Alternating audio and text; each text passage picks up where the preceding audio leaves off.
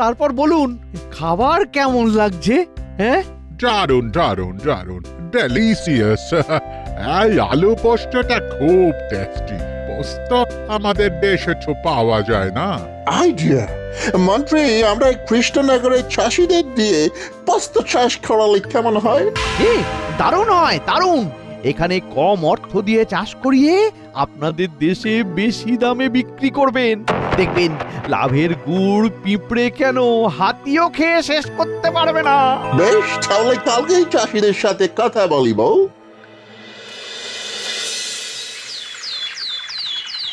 না না না, এ সম্ভব নাকি? আমার ধান জমি, কদিন পরে ফলন হবে। এখন ধান কেটে পোস্ত গাছ বসাতে পারবো না। আরে তুমি ব্যাপারটা বোঝার চেষ্টা করো, এটা তোমারই লাভ। না না বাবু, আমরা লাভ লোকসান বুঝি না। ঠাকুরের কৃপায় ধান চাষ করে আমাদের চলে যায়। কি হয়েছে পুঁটির বাবা, কোনো সমস্যা নাকি? এই দেখো না গোপাল দাদা, তখন থেকে এই সাহেবরা আমাকে জোর করছে আর ধান কেটে পোস্ত চাষ করতে বলছে। ওরা কি চাষ করবে না করবে সেটা ওদের ব্যাপার, আপনারা চুষিকাঠি খান কেমন। কিন্তু এতে ওনারই মুনাফা ছিল। আপনারা বাণিজ্য করতে এসেছেন, করুন না। আমরা চাষাবাদের ব্যাপারটা আমাদের মতন বুঝে নেব। আগে সবাই ভাত খাবে, তারপরে বিলাসিতার পোস্ত। আপনারা এখন আসুন। পুটির বাবা, তুমি সব চাষিদের বলে দেবে কেউ যেন ওদের প্রলোভনে পা না দেয়। হ্যাঁ গোপাল দাদা, তাই করব।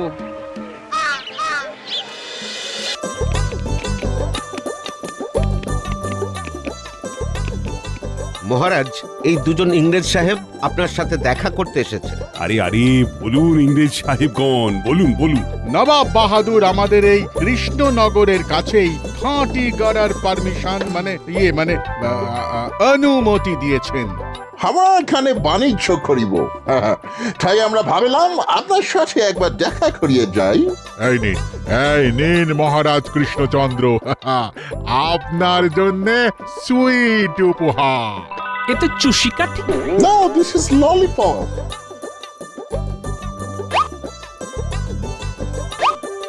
ধন্যবাদ ধন্যবাদ। প্রহরী, তুমি এনাদের জন্য পুষ্পস্তবক নিয়ে এসো।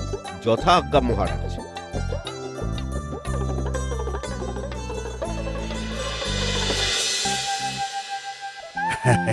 আপনারা আমাদের রাজ্যে বাণিজ্যের জন্য এসেছেন, এতে আমি খুব খুশি হয়েছি। আর কোনো সমস্যা হলে বলবেন, আমি যথাসাধ্য সহযোগিতা করার চেষ্টা করব। Thank you, thank you.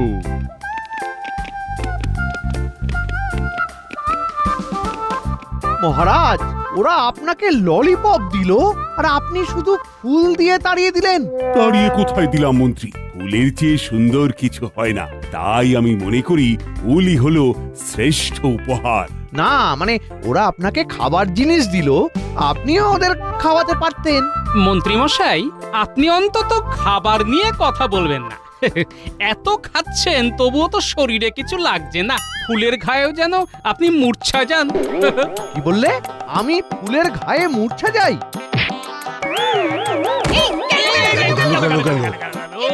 আমি দুঃখিত মন্ত্রী মশাই। আমি পড়ে গেছি। বাবা, এই মন্ত্রীমশাই তো দেখছি ফুলের গায়ে সত্যি সত্যি মূর্ছা গেলেন। এমা, ফুলের নয়, পাখার। তোমরা আবার মন্ত্রীকে নিয়ে মশকরা শুরু করলে। যাও যাও মন্ত্রী, বাড়ি গিয়ে বিশ্রাম নাও তো, যাও। উফ উফ উফ, বাবা গো, বাবা গো। আমি কি তোমার বাবা নাকি? ও গিন্নি গো, কি ব্যথা, কি ব্যথা। সব গোপালের অভিশাপ। বেটা বললো আর আমি পড়লাম। ও, সব সময় গোপাল গোপাল করো না তো। নিজের মাথার বুদ্ধি দিয়ে তো গোপালের কিছুই করতে পারোনি। তাই তো এবার আমি ইংরেজদের মাথার বুদ্ধি ধার নিচ্ছি। হ্যাঁ, আজকে ওরা আসবে আমার সাথে দেখা করতে।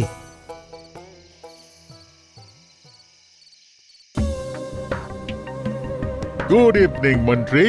ইভিনিং, গুড ইভিনিং, শুভ সন্ধ্যা। সন্ধ্যার শুভ নেই সাহেব, সন্ধ্যার শুভ নেই। একদিকে গোপালের মন্ত্রণা, তার উপর কোমরে যন্ত্রণা।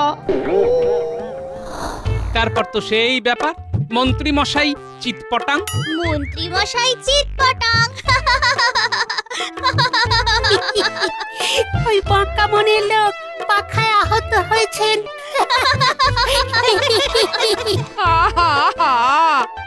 বলি সারাক্ষণ এই গুলতানি দিয়ে কাটাবে নাকি?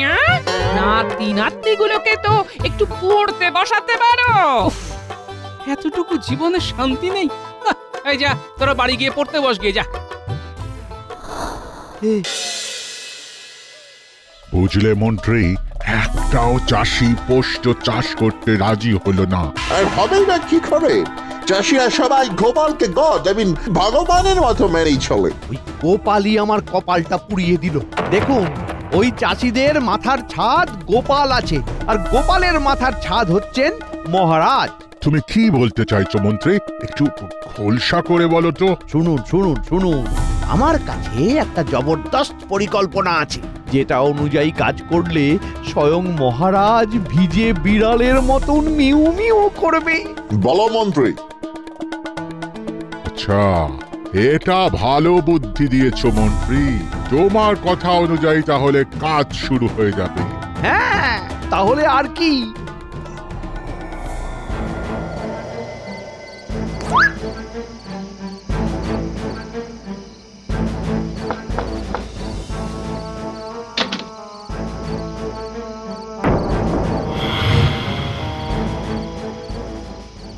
ওই গো, কে এলো? এ কি গো, কোথায় তুমি? কি গো? এই এই পুটি, পুটি, ওঠ মা ওঠ। তোর বাবা কোথায় গেল বলতো?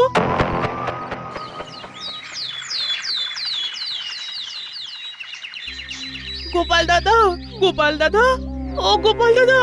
আরে পুটির মা, বলো বলো, এত হাঁপাচ্ছ কেন?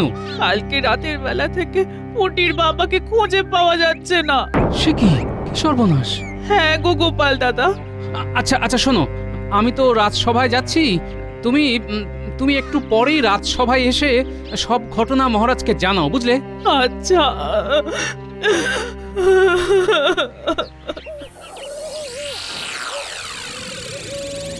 হায় হায় হায় হায় হায়, এবার আবার কি হবে? কালকে রাতের বেলা থেকে পুটির বাবাকে খুঁজে পাওয়া যাচ্ছে না। শান্ত হও পুটির মা। কি হয়েছে হঠাৎ করে? কালকে অনেক রাতে আমাদের বাড়ির দরজায় কে যেন এসে ধাক্কা দেয়। তখন ও উঠে দেখতে গেল, আর তারপর থেকেই নিখোঁজ। ঠিক আছে পুটির মা, শান্ত হও। তুমি এখন ঘরে যাও আর একটু সাবধানে থাকো। আমি দেখছি কি ব্যবস্থা নেওয়া যায়। সেনাপতি, যাও যাও, এক্ষুনি খোঁজা শুরু করো।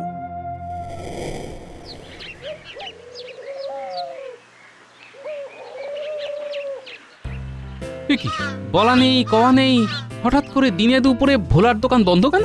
গোপাল দাদা, আমি তো অনেকক্ষণ এখানে দাঁড়িয়ে আছি। আর অপেক্ষা করে লাভ নেই ভাই। ওই ভোলা ময়রার বাড়িতে তো ওই কান্নার রোল পড়ে গেছে। ওই কালকে রাত থেকে ভোলাদা নিখোঁজ। হ্যাঁ, বলিস কি রে? সে কি, ভোলাও নিখোঁজ, পুটির বাবাও নিখোঁজ? না, ব্যাপারটা নিয়ে তো ভাবতে হবে।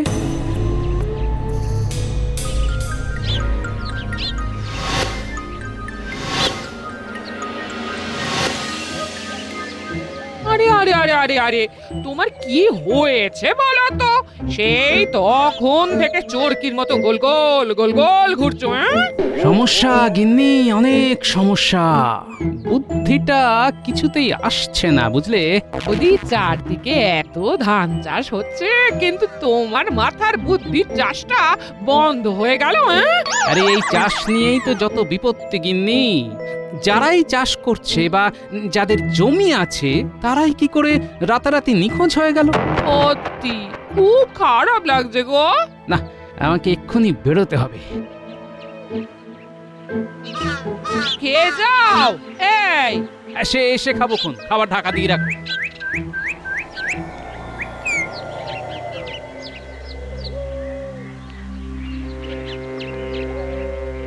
কি রে?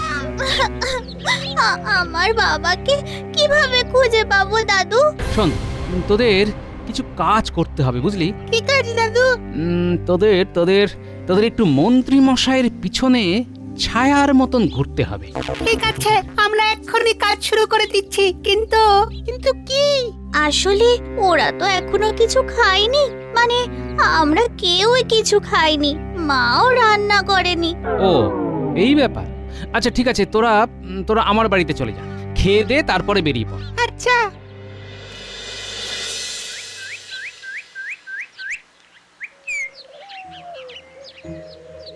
এই উল্টে মন্ত্রী মশাই এই বিকেলে কোন দিকে যাচ্ছে বলতো? এদিকে তো ওনার বাড়িও না, আবার বাজারও না। আরে এটাও বুঝলি না? ওদিকে ওনার ডান হাত বাঁ হাত বটা ঘটা কাকাদের বাড়ি। চল তো তাহলে পার টিপে টিপে পিছু পিছু যাই। হ্যাঁ তাই চল।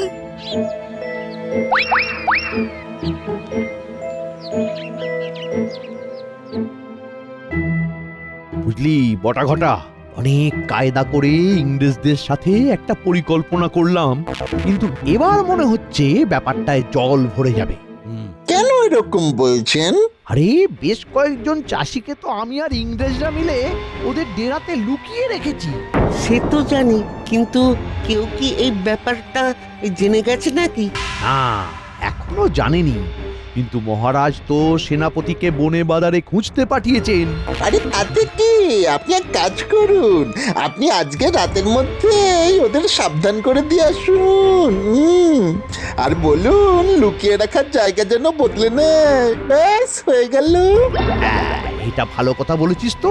ঠিক, আমি সন্ধ্যের মধ্যেই বেরিয়ে পড়বো।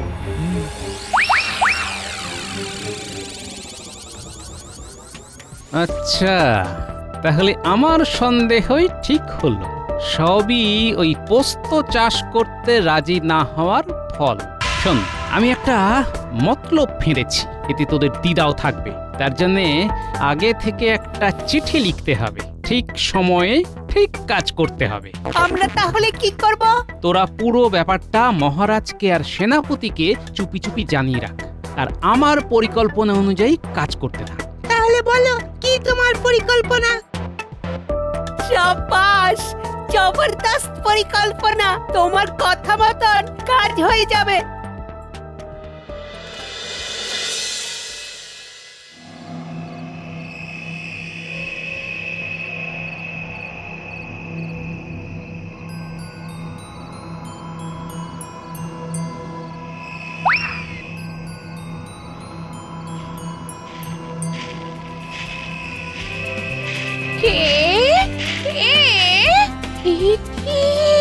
গোপাল বউ, তুমি এই সময়? আহা, আমি কি আসতে পারি না দিদি? কিন্তু হঠাৎ করে এই সন্ধেবেলা? শুনুন না, আমার কথা, আমার জন্য একটা গয়না কিনে এনেছে। এই চলুন না, আপনাকে দেখাবো, চলুন।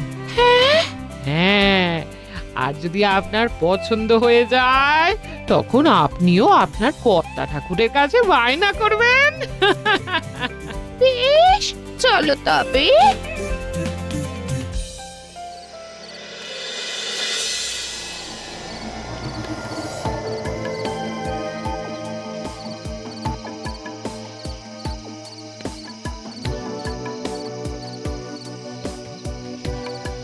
দেখছো তো, বাচ্চাদের দেওয়া তথ্য একদম নির্ভুল। হ্যাঁ হ্যাঁ, তাই তো দেখছি সেনাপতি মশাই। ওদিকেই ইংরেজদের ডেরা, আর ওদিকেই মন্ত্রী মশাই যাচ্ছেন।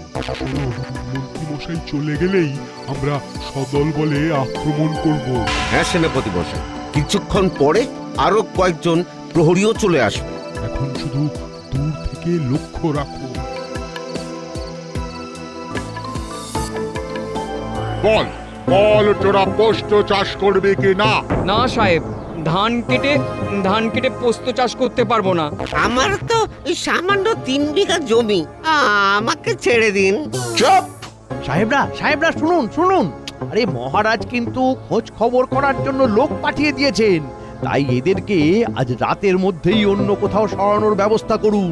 সে কি মন্ত্রী? হ্যাঁ, দরকার হলে আপনাদের দেশে এদের নিয়ে গিয়ে বিনা পয়সায় চাষ করান। এইটা তুমি ভালো বুদ্ধি দিয়েছো। এদের গোপনে জাহাজে করে আমাদের দেশে নিয়ে যাব। না আমরা যাব না। আমি এখন আসি, কেমন?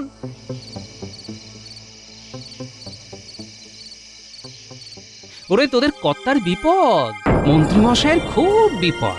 চল চল। সে কি? কোথায়? আরে চল তো আগে।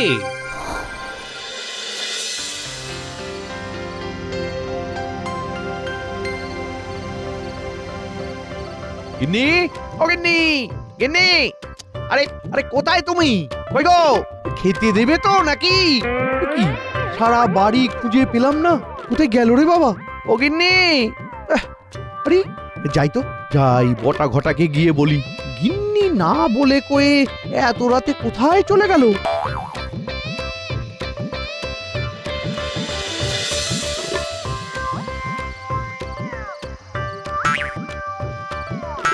এ কি, আরে বটা ঘটাও তো বাড়িতে নেই, এরাও কোথায় গেল?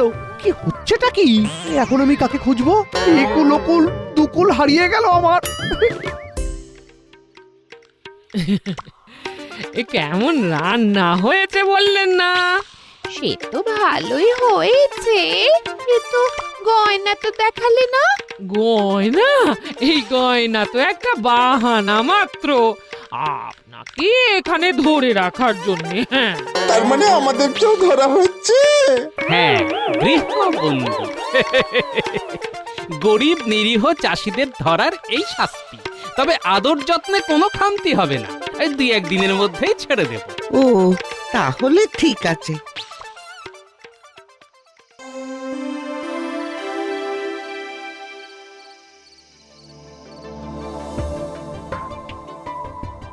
এটা কিন্তু খুব খারাপ হচ্ছে।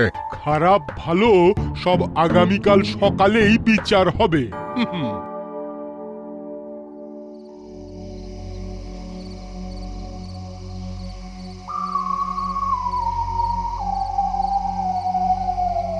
কি কি সব গেল কোথায়? সাহেবরাও তো দেখছি চলে গেছে। আমার সাথে এটা কি হচ্ছে? আমি তো মাত্র কয়েকটা চাষিকে নিখোঁজ করেছিলাম, এখন তো দেখছি আমার কাছের লোক সবাই নিখোঁজ হয়ে যাচ্ছে। কাল সকাল হলেই মহারাজকে জানাবো। হ্যাঁ,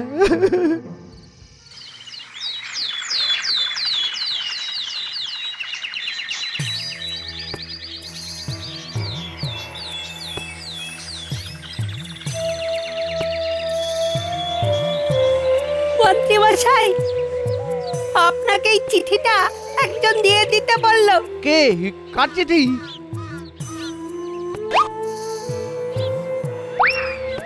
প্রিয় স্বামী, আমি তোমাকে ছেড়ে চলে গেলাম। আমি যেখানেই আছি খুব ভালো আছি, আর তোমার কাছে ফিরবো না।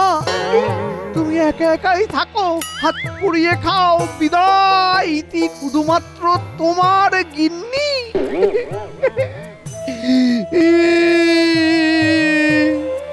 এ আমার সাথে কি হচ্ছে? আমার গিন্নি আমাকে ছেড়ে চলে গেল। এবার আমি কি করব? হ্যাঁ হ্যাঁ হ্যাঁ হ্যাঁ, আমার মাথা কাজ করছে না, আমার মাথা কাজ করছে না গো। ও গিন্নি, আমি এবার কোথায় যাব গো? হ্যাঁ, ষড়যন্ত্র, আমি এক্ষুনি অভিযোগ জানাবো।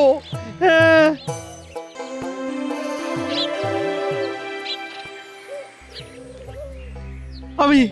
আমি এসেছি মহারাজ। আমি সর্বহারা হয়ে গেছি। আমার বউ চলে গেছে, বটা ঘটা নিখোঁজ, সাহেবদের কেউ দেখতে পাচ্ছে না মহারাজ। বেশ হয়েছে, যেমন কর্ম তেমন ফল।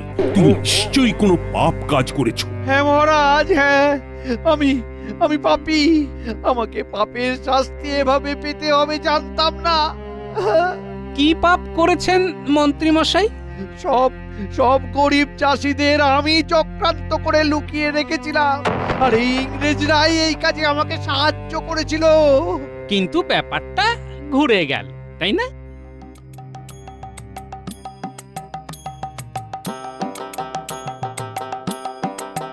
আমি আসছি টুকি। আমি কিন্তু আর ফিরবো না। ওই বাড়িতে হয় তুমি থাকবে, নইলে আমি থাকবো। ওই তো আমার বউ। চলো গিন্নি চলো, একসাথে বাড়ি চলো। না মন্ত্রী না, তুমি আর বাড়ি ফিরতে পারবে না। তুমি এক্ষুনি নিজের মুখে সব দোষ স্বীকার করেছো, তাই এখন তোমার স্থান হলো কারাগারে।